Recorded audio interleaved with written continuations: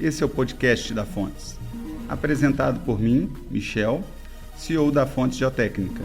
Um momento para trazer conteúdo e criar oportunidade para grandes debates. Olá, sejam muito bem-vindos. Estamos aqui para poder trazer mais uma opção de conteúdo para vocês. Vamos falar bastante sobre legislação, sobre a nova resolução da ANM, a resolução 95. E assim, é uma oportunidade de batermos um papo, trazermos conteúdo, gerarmos engajamento no que diz respeito às técnicas aplicadas à mineração. Muito bem, para dar início a esse bate-papo, convidamos aqui a nossa engenheira Edna Lisetti, engenheira geotécnica, colombiana, mas que hoje no Brasil vem aplicar teu conhecimento, tua técnica. Edna, seja muito bem-vinda. Olá para todos que nos estão acompanhando nesse podcast, sejam bem-vindos. E, bom, é importante trazer primeiro uma introdução do que significa a normativa de segurança de barragens de mineração no Brasil. Eu acho que principalmente é importante entender o contexto do Brasil em quanto a desenvolvimento de mineração. Na região, se vamos comparar com a América Latina, países como Brasil, Chile, são países que em comparação com o resto dos países da região têm um alto desenvolvimento de processos de mineração e de exportação de produtos e matérias-primas obtidos pela mineração, né? E esse fato é muito importante de analisar para entender como está inserido economicamente o Brasil na região e também no continente e gerar esses pensamentos de consciência que são muito importantes no momento de estabelecer normativas de segurança. Porque a segurança de barragens não é simplesmente fazer uma avaliação técnica e falar que uma estrutura está em boa condição. Uma segurança de barragens implica procedimentos desde avaliar o processo produtivo, avaliar a estabilidade das estruturas, avaliar o impacto da comunidade, o impacto que essa atividade traz para a comunidade e as diferentes forças e tarefas que a legislação, o governo, os empreendedores, as firmas de consultoria fazem para trazer melhores processos, né? Então, segurança de barragem enmarca tudo um contexto muito amplo e muito complexo. Portanto, é importante ter uma legislação que seja muito certeira e muito assertiva no momento de dar essas diretrizes e premissas que são necessárias para desenvolver as atividades de mineração, né? Só para trazer algumas continhas e alguns números aqui no Brasil, né? No total, em Brasil, temos 907 barragens de mineração. Dessas 907, 209 estão no estado de Minas Gerais. Do total de barragens de mineração que temos no Brasil, apenas 454, isso era a metade, estão inseridas no plano de segurança de barragens. E é importante levar em consideração que dessas 454, 267 têm dano potencial alto. Sim? O que significa dano potencial alto? Que se tem uma ruptura da barragem, o dano que ela pode gerar vai impactar um cenário muito amplo.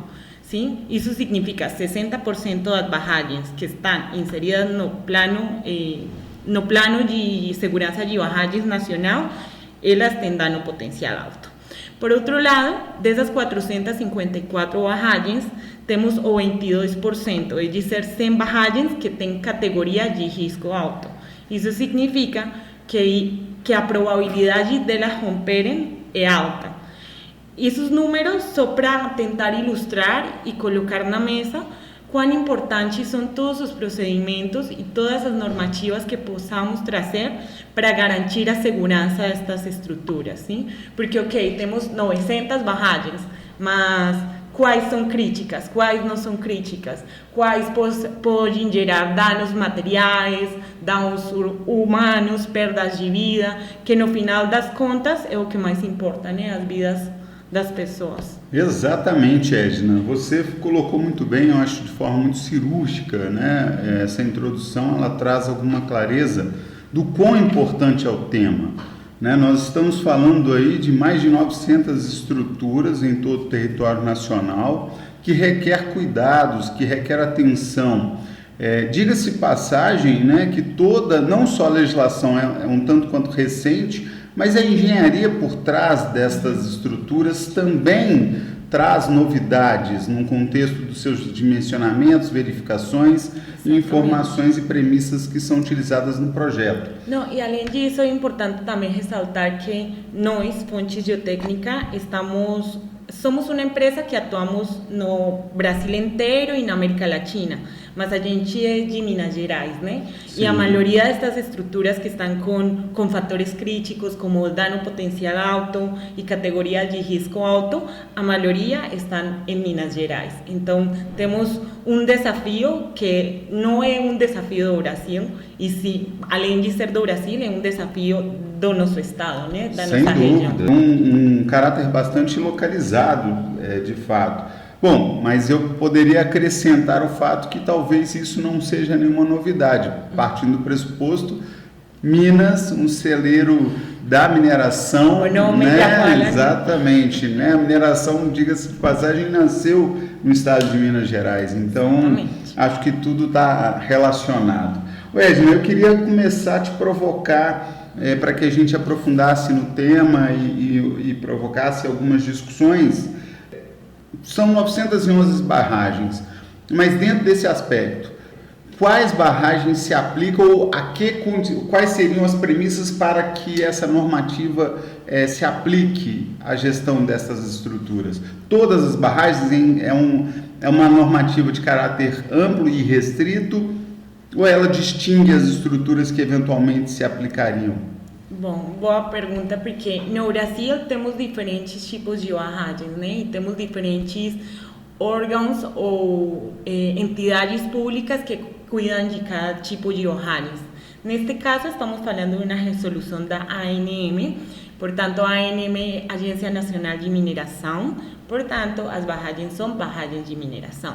É dizer que aqui não estamos aplicando barragens hidroelétricas, barragens de água, com exceção de que essas barragens de água, por exemplo, fossem para fins de mineração, né? Então, perfeito. Qualquer barragem que seja com o intuito de subsidiar ou de apoiar um processo de mineração, ela já está encaixada na normativa. Então, ela está encaixada denominando-se barragem de mineração, sim? Mas para que ela entre nas premissas da normativa e para que faça parte do Plano Nacional de Segurança de Barragens, ela tem que apresentar pelo menos uma das seguintes características: uma altura de 15 metros, ou um reservatório com capacidade de 3 milhões cúbicos, ou conter resíduos perigosos, por exemplo, rejeitos, produtos da mineração que tem químicos, que tem altas porcentagens de mercúrio, de cianuro, por exemplo. Também umas características é que tenha dano potencial alto ou que tenha uma categoria de risco alta. Essas seriam as premissas, pelo menos uma. Então, por exemplo, eu tenho uma barragem que ela tem, não sei, 10 metros de altura, tem menos de 3 milhões de metros cúbicos, mas se ela já tem resíduos perigosos, ela já entra na política de qualquer segurança. Uma dessas características qualquer uma, implicaria necessariamente uma obrigatoriedade de ter que atender. Exatamente. Você me provocou uma questão, Edna, que eu acho que é muito interessante, a gente precisa trazer esse debate à mesa. Uhum. Essa legislação, ela tem um caráter regulatório, ela foi recém-publicada, né? Eu queria te fazer uma pergunta no sentido de dizer o seguinte: qual que é a vantagem da gente atualizar essas normas, tendo em mente que, assim, recentemente nós passamos por inúmeras atualizações, com emissão de portarias atrás de portarias, né? Se a gente pegar num horizonte tão curto de tempo, vamos colocar aí nos últimos 2, 3 anos, eu citaria um número expressivo de regulamentações expedidas tanto em caráter estadual, federal, né? Então, o que causaria, o que pode provocar uma mudança normativa e qual que é a vantagem de fazer tantas mudanças provocando essas recorrentes atualizações? Bom, temos que levar aqui em consideração um cenário crítico, especialmente no Brasil, e são os últimos 5 anos aqui no Brasil aconteceram tragédias fortes, né? E as entidades, os governos e também os empreendedores devem estar respaldados por algum documento que tente evitar ao máximo todos esses riscos e todos esses potenciais danos que possam ser trazidos ao meio ambiente, à população, às comunidades, à economia também, entre outros. Então, nesse intuito de querer blindar os processos, de trazer seguranças escritas, né, de colocar no papel, se trazem muitas regulamentações, né? Então, o que acontece? As normativas eram geradas, mas ficava faltando alguma coisa, então imediatamente no ano seguinte geravam uma nova normativa e no final ficavam tantas normativas que poderia chegar a ser confuso quais normativas aplicavam. O Brasil, a diferença de muitos países da região, é um país federal. Então, aqui temos políticas dependendo de cada um dos estados. Por exemplo, na Colômbia, que é o país onde eu nasci, não é assim. Tipo, você tem uma legislação que aplica para todos os estados e uma legislação central. Aqui temos uma difusão diferente dependendo de cada estado. Então, acaba que esse processo de ser estadual, o processo também de ter tantos problemas que querem ser fechados e evitados, traz tanta normativa. E essa, para mim, é a vantagem da 95, da ANM 95, porque ela consegue consolidar todas as normativas. Então, por exemplo, antes, se eu queria fazer um processo de segurança de barragens, por exemplo, um relatório de inspeção de segurança de barragens, de segurança regular, eu tinha que ir consultar o decreto, a resolução 13 da ANM, a 32, a 40, a 51, a 56. Além disso, tinha que pesquisar as portarias. Além disso, tinha que pesquisar os termos de referência do Estado, de Minas Gerais, da Bahia, de onde eu estiver fazendo a auditoria, né? Então, acaba que fica um processo tão confuso. E se você tem uma mensagem confusa, o processo de comunicação não é eficiente, sim? Então, acho que consolidando tudo em um documento específico e trazendo uma referência que seja explícita, que fale explicitamente e defina quais que são os conceitos, que evite ambiguidades, vai ser muito mais eficaz e muito mais eficiente o processo de gerar segurança nas barragens do Brasil. Pois é, Edna, acho que concordamos em relação a isso. Eu também acho, né, tenho a minha opinião formada de que a Resolução 95 ela foi assertiva, ela vem em um bom momento no sentido de consolidar todos esses normativos. E eu deixo aqui, faço questão de deixar a minha crítica, infelizmente, ao poder público de uma maneira geral, pois nós passamos a deixar a política sobressair sobre a técnica. Você pontuou muito bem quando você deixa, durante a emissão de portarias normativos, deixa pendências e precisa constantemente soltar novas normas complementares, né? Isso foi uma falha, mas que bom, antes tarde do que nunca. Que bom que a gente tenha a oportunidade de consolidar tudo agora por meio da 95. Acho que ela é uma norma bastante coesa, que traz aí uma reunião de todos os dados, premissas e informações que tangem o assunto de segurança de barragens, mas que fica também o aprendizado, que a gente pudesse ter tido um pouco mais de cautela, um pouco mais de cuidado na preparação das normas, das leis, em uma resposta que fosse única e não tão imediatista após o acidente. Eu acho que nós estamos tratando de um acidente, tanto quanto Fundão, quanto Brumadinho, quanto outras mais né, que aconteceram.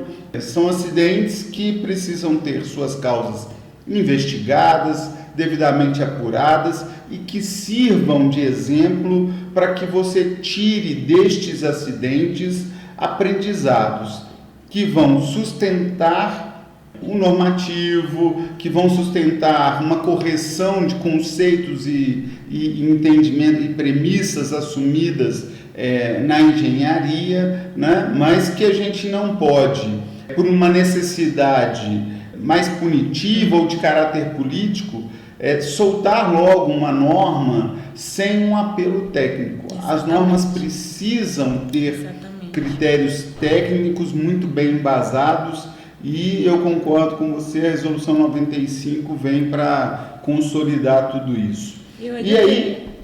Desculpa te cortar, eu acho que também é interessante neste procedimento de consolidação da Resolução 95, que isso foi muito evidenciado, né? Essa normativa se consolidou não só pela Agência Nacional de Mineração, sino também traz opiniões, estudos dos empreendedores, opiniões também das projetistas, das consultorias. Então, um trabalho conjunto que veio a trazer a técnica e que veio a evidenciar essas necessidades, né? E eu acredito que todos os trabalhos e todas as normativas que forem necessárias para garantir a segurança das estruturas têm que ser bem-vindas desde que tenham um respaldo, uma garantia técnica, né? Exatamente. E dentro deste assunto já me traz à tona uma outra questão, né? Quais são essas principais mudanças e atualizações que a Resolução 95 vem trazer para nós e para os nossos ouvintes aí? Bom, tem várias mudanças, né? A primeira coisa que ela faz é consolidar os atos normativos, mas ela vai especificar também diferentes procedimentos para garantir essa segurança. Eu acredito, vou enunciar rapidamente quais que são. Ela mudou sua estrutura, é dizer, a normativa de segurança de barragens está consolidada por uma ferramenta, podemos chamar, que seria o Plano de Segurança de Barragens. Esse Plano de Segurança de Barragens tem diferentes volumes, né? Cada volume tem um aspecto específico da barragem. O registro, os processos de manutenção e monitoramento, as revisões periódicas de segurança de barragens, as inspeções de segurança regular, entre outros. Essa nova normativa agora vai exigir que tenha um processo adicional, e esse processo adicional vai ser um processo de gestão de risco, né? Então, na América Latina, em geral, não temos esse costume e esse hábito, né, de trazer um estudo, uma análise de risco, sino que a gente é mais procedimental, né? A gente executa e depois de que executa, analisa e depois que analisa, traz as soluções, né? E o jeito certo seria, antes de você executar ou antes de você fazer qualquer coisa, você tem que avaliar os riscos que esse procedimento que você quer implantar ou implementar possa trazer no seu empreendimento ou no seu contexto. Então, a primeira coisa que ela traz é essa definição de um plano de gestão de risco. Além disso, ela traz uns conceitos muito específicos que ela antes não definia, né? Então, por exemplo, ela está definindo quais que são os níveis de alerta e níveis de atenção e emergência. Ela me explica o que significa uma estrutura de contenção a jusante, que antes, no âmbito geotécnico, entendíamos o que era, mas ninguém tinha definido exatamente o que significava. Deixa eu aproveitar esse assunto, que eu tenho certeza de que isso seria uma ótima pauta para o nosso próximo podcast, ou em um dos próximos podcasts, que é a estrutura de contenção a jusante. Essa é uma proposta que eu sou extremamente a favor, desde que, dentro dos estudos e entendimento das condicionantes que levam ao risco de colapso de uma barragem, você não tenha, por meio do uso da engenharia, mecanismos, formas, maneiras de mitigar o risco.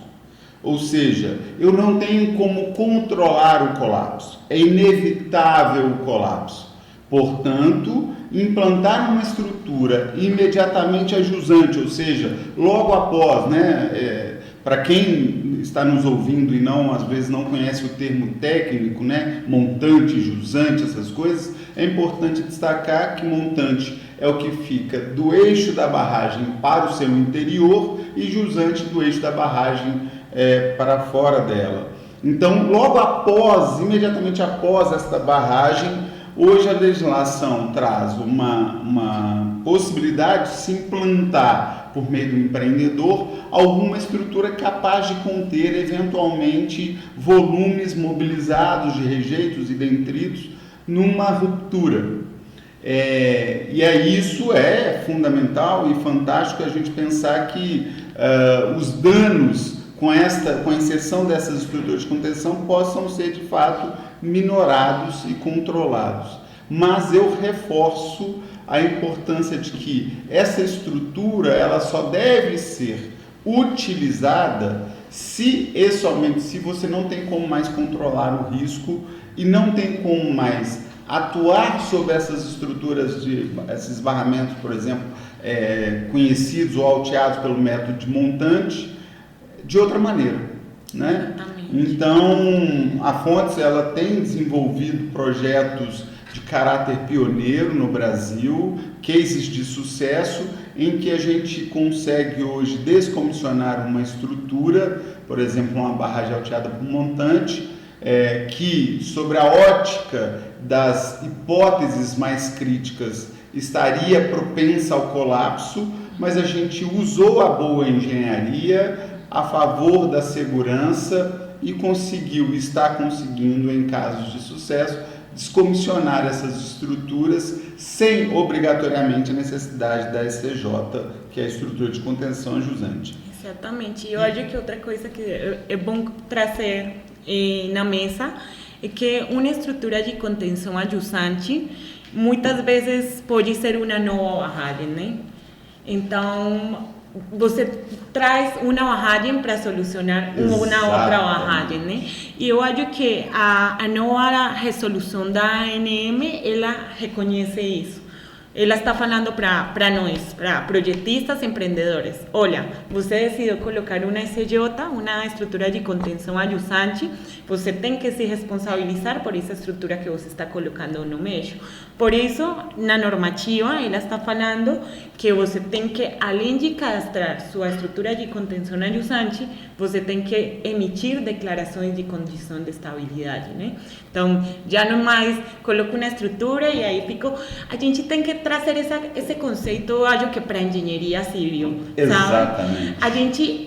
Eu não sei porquê, mas temos essa percepção de que engenharia civil, é fazer, é construir. E não é só isso. Você tem que fazer e, além de fazer, tem que cuidar e manter. Exatamente. Sim? E operar. Então, se você não se baseia... São 3 premissas básicas. Fazer, é dizer, construir. Depois disso, tem que manter e tem que operar. Se você esquece alguma dessas 3 funções que tem uma estrutura, você está colocando total risco nessa estrutura. E né? Vamos colocar uma questão que não digo polêmica, mas que, considerando a discussão em torno do nós não Fontes, né? Só colocando uma frase, nós somos contra barragens. Quando você obriga a SCJ, você está dobrando o número de barragens no Brasil. Exatamente. Né? Então, é um contrassenso. Por isso que deve ser usado com muito critério e somente se você não tem outros meios de resolver a questão. E, além disso, com toda a técnica, né? Com todos os estudos, com tudo. Porque imagina, vou colocar uma barragem para resolver uma barragem crítica e a barragem que estou construindo é pior que a minha barragem crítica. Exato. Então, eu estou gastando grana, eu estou gerando transtorno, desgaste, mas não estou tendo responsabilidade, né? Eu vou trazer para a nossa mesa mais um ponto que vai muito de encontro ao que a gente debateu recentemente, que é a questão relacionada a essas atualizações que a norma traz. Uma delas, eu acho riquíssima, mas mostra o quanto nós deixamos de analisar critério, com cuidados, as condições pretéritas. É a questão da obrigatoriedade do plano de ação emergencial. A gente sabe, né, que o plano de ação emergencial é um documento que traz ali de forma clara e explícita todas as ações que um empreendedor deve conduzir em caso de uma emergência. E aí vamos colocar, talvez provocar discussão em torno do que é emergência. Porque só agora tornou-se obrigatório para toda e qualquer estrutura, para todo e qualquer barramento, o referido plano de ação emergencial. Se a gente estaria afirmando que antes da resolução 95, uma barragem que não se enquadre dos 5 requisitos que você pontuou anteriormente, ela não corria riscos? Né? O fato dela ser uma barragem menor, com reservatório menor do que 3 milhões, uma barragem com menos de 15 metros de altura, ou que não contém, enfim, essas características, ao ferir a esta estrutura a condição de que ela não romperia? Esse é um quesito que agora eu acho que foi mais evidenciado e que é um produto de essas pendências, como você falou, que vão ficando nas normativas, né? Então, o que acontece? Anteriormente, nas normativas anteriores, tínhamos o critério de que para uma barragem ter plano de ação emergencial, ou PAE, a barragem tinha, basicamente, o mais importante era que tinha que ter dano potencial alto. Era basicamente isso que precisava. Mas estavam ficando esquecidas outras coisas, né? Por exemplo, minha barragem não tem dano potencial alto, mas talvez tenha um risco de rompimento alto, ou tem resíduos muito críticos. Então, o que acontece? Agora, de todas as barragens, antes todas as barragens que tínhamos no Brasil, só as que tinham dano potencial alto precisavam desse PAE. Agora todas vão precisar, e isso é uma coisa que traz a normativa. É dizer, voltando nossas estatísticas, a gente tinha aproximadamente 267 barragens que precisavam PAE, com obrigatoriedade. Agora, dessas 267, vão ser todas as que estão inseridas no sistema de segurança de barragens, que seriam as 454 barragens. É dizer que temos mais de 100 barragens que precisam PAEs implementados. Então, tem muitas alternativas e tem muito trabalho para ser feito por parte das empreendedoras, dos empreendedores, por parte dos projetistas. Então, temos, assim, o bom da resolução é que traz essa obrigatoriedade e ela vai falar, todas as barragens precisam esse PAE, esse plano de ação emergencial, e as que antes tinham plano de ação emergencial, é dizer, essas 267 com dano potencial alto, agora, além do PAE, como elas são mais críticas, elas vão precisar do quê? Do volume 6, que vai ser esse plano de gestão de risco, sim? Então, vão se criando mais procedimentos para você garantir com maior intensidade a segurança dessas barragens. E outra coisa que é muito importante colocar nesse quesito de plano de ação emergencial. O plano de ação emergencial é um procedimento que tem que ser operacional. Ele, por isso, tem uma avaliação que é feita, que se chama avaliação de conformidade e operacionalidade, que deve ser feita anualmente, para avaliar se o plano está funcionando. Não serve de nada que a gente tenha um documento super bonito, super estruturado, com mais de 500 páginas, se no momento que você tem uma emergência, você vai ligar para a pessoa responsável e a pessoa não sabe quais que são os procedimentos. Então, é muito importante ressaltar que esse PAE, além de ser um documento que é gerado, é um documento para ser praticado. Então, tem que ser realizados os simulados, os responsáveis pelos PAEs têm que entender qual que é o fluxo das operações, qual que é o fluxo dos procedimentos, qual que é o fluxo das comunicações, para quem tem que ligar, quais que são os protocolos, entre outros. Perfeito. Bom, Edna, acho que somos consenso que essa norma, de fato, ela trouxe ganhos e uma mudança significativa na cultura de segurança de barragens no Brasil, né? E a gente espera, de fato, que agora nós tenhamos tempo para amadurecer, né, as principais lições que ela traz, antes mesmo de como eu já tive a oportunidade de ouvir em algum seminário, novas mudanças, com novos itens a serem inseridos. Eu acho que toda legislação ela é extremamente muito bem-vinda, mas ela também precisa de seu tempo para amadurecer, para se fazer, torná-la cultura, né? É importante destacar a importância de que a gente comece a falar em cultura. Eu me lembro muito bem, e isso vem muito a calhar, assim, logo quando tiveram os primeiros rompimentos de maior expressão e começou-se a discutir sobre o plano de ação emergencial, simulados de emergência, o caos que se instalou nas próprias comunidades envolvidas, pois começaram a participar diretamente sobre a gestão do risco, mas existia muito preconceito, né, em torno do tema, sobre a ótica daquele civil que morava num determinado bairro, que tinha uma vida relativamente tranquila ali, e mesmo vivendo próximo da mineração, talvez não passasse pela cabeça dele de que ele estava inserido diretamente no contexto da mineração, principalmente sobre a ótica do risco que a mineração inevitavelmente traz, mas mais benefícios do que risco, mas inserido nesse contexto. E aí, quando ele se viu diante de um cenário em que ele precisava participar de um simulado para precaver ou para, né, de alguma forma, gerenciar as ações que ele teria que ter em caso de uma eventual emergência, isso gerou um caos na população brasileira.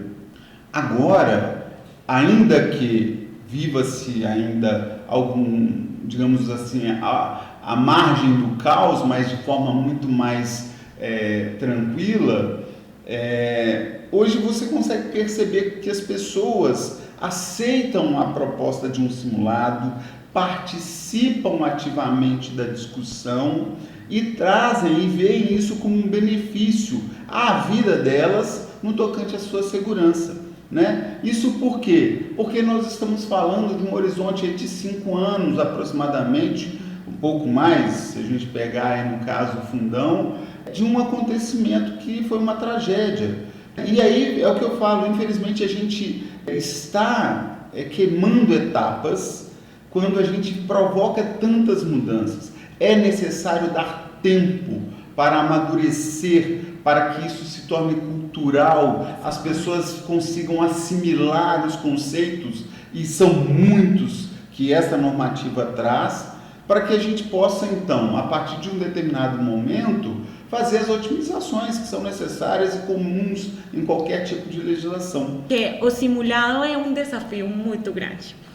Primeiro, como você está falando, você tem que acostumar a população, ou pode ser não população, porque também tem simulados internos, né? Então você tem que acostumar a população ou organização a fazer os simulados. Além disso, você tem o grande desafio que as pessoas não normalizem os simulados. Porque, o que acontece? Por exemplo, eles sabem que a cada 6 meses vão fazer um simulado, mas se acontece alguma coisa, eles podem normalizar, sim? E podem achar que um alarme não significa nada, estão testando o alarme, estão testando o sistema. Então, o jeito e o modo como se faz simulados, para nós, por exemplo, nós que somos uma consultoria de engenharia que fazemos esse tipo de serviços para os nossos clientes, a gente tem esse desafio, que a informação e os simulados que a gente faça sejam totalmente assertivos para que a pessoa, além de entender como funciona o processo e além de se acostumar, ainda continue entendendo que pelo seu cuidado e pela sua vida, pela sua proteção, né? Então, tem muitos desafios. Sem dúvida nenhuma, eu acredito e assim, o objetivo nosso por meio desse podcast foi trazer a vocês, ouvintes, um esclarecimento, ao mesmo tempo que o objetivo era provocar um debate, fazer com que vocês possam pensar a respeito do tema. A legislação é disponível, está aí para consulta pública, vocês podem acessá-las, ao mesmo tempo que a gente entende que são muitos detalhes, são mais de 80 artigos, então assim, nós passaríamos aqui mais de horas debatendo o tema, mas o objetivo não é esse, é provocar em vocês a curiosidade de buscar a informação. Saibam que é uma norma que ela passa a trazer informações de estrutura documental muito mais clara, estrutura organizacional em relação aos comitês de segurança que os empreendedores obrigatoriamente devem manter, estruturas do ponto de vista de quem pode responder tecnicamente pela segurança de uma barragem. Então, a gente pode ter certeza, a Resolução 95, ela vem para colaborar e trazer ganhos significativos para a mineração de uma maneira geral. Mas ela abre lacunas para boas oportunidades de pesquisa, né, de ganhos, e a gente pode destacar, por exemplo, Edna, que a gente vai precisar ampliar, principalmente nessas estruturas cuja história, né, ultrapassa 30, 40 anos de vida dessas barragens, que você precisa ampliar o seu campo de visão, ampliando sua pesquisa, seu programa de investigação geológica e geotécnica.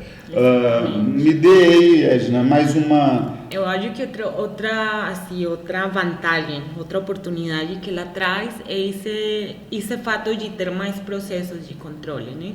Tipo, ter mais... Porque antes era muito aberto, né? Ficava na interpretação de muitas pessoas, do projetista, da empreendedora, mas agora já vai trazer uns parâmetros bem específicos e esses parâmetros de maior controle vão gerar mais segurança das estruturas e, além disso, vão trazer mais oportunidades de emprego. Porque vamos precisar mais engenheiros geotécnicos, vamos precisar mais geólogos, vamos precisar mais hidrólogos, vamos precisar mais profissionais que saibam de comunidades, que saibam de tratamento de riscos, de tratamento ambiental, entre outros.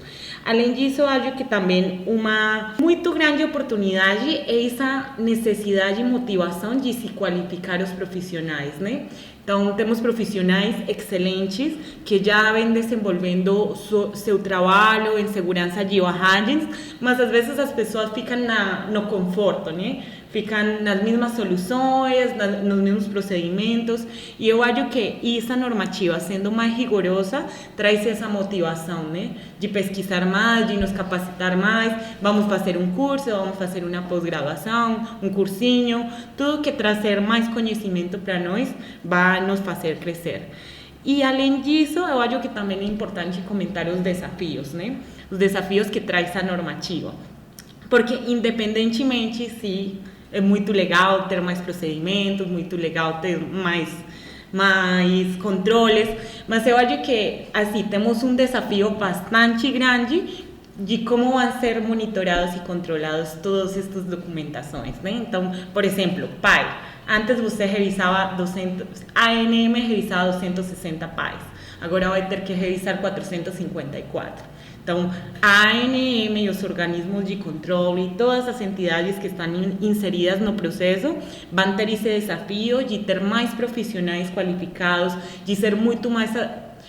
Eu não estou falando que não sejam assertivos, sino que eles têm o desafio de ser mais assertivos ainda, no jeito como eles avaliam cada documentação, por exemplo, quais são os pontos, os highlights que vão a ler, que vão a revisar. Então, um desafio muito grande, eu acho que é esse. E outro desafio maior ainda, eu acho, é a disponibilização de verbas para todos esses procedimentos, né? Então, é criar também essa cultura nos empreendedores. Se você precisa mais procedimentos, você vai precisar mais projetistas, você vai precisar mais profissionais, então você vai ter que criar orçamentos que gerem essas verbas para você conseguir contratar todos os serviços que precisamos, né? E às vezes isso não fica muito bem, né? Logicamente, como toda atividade econômica, enquanto menos gaste, melhor, porque o mais ganho eu vou ter, né? Mas temos que entender que todos esses investimentos que fazemos em segurança, no final, vão trazer retorno. porque é mais fácil você pagar mais processos e profissionais que cuidem das suas estruturas do que, Deus não quiser, romper sua estrutura e no futuro você ter que pagar indemnizações, pagar processos judiciais, pagar mortos. Então, temos que criar esse desafio, já está colocado para nós e, por exemplo, nós como consultoria estamos encarando, né? Convencer os empreendedores de que tudo isso aqui vai trazer um retorno muito importante e significativo para seu processo. Isso mesmo, Edna. Como eu digo sempre, evoluir é preciso, que a gente tenha a oportunidade de seguir em frente com as lições aprendidas. Queria agradecer a todos os ouvintes que estiveram conosco até o presente momento e vocês que vão ouvir este podcast em quaisquer que sejam os outros momentos. Fiquem à vontade para nos enviar quaisquer dúvidas, perguntas, contribuições. Este é o primeiro de uma série de outros que esperamos poder levar a vocês.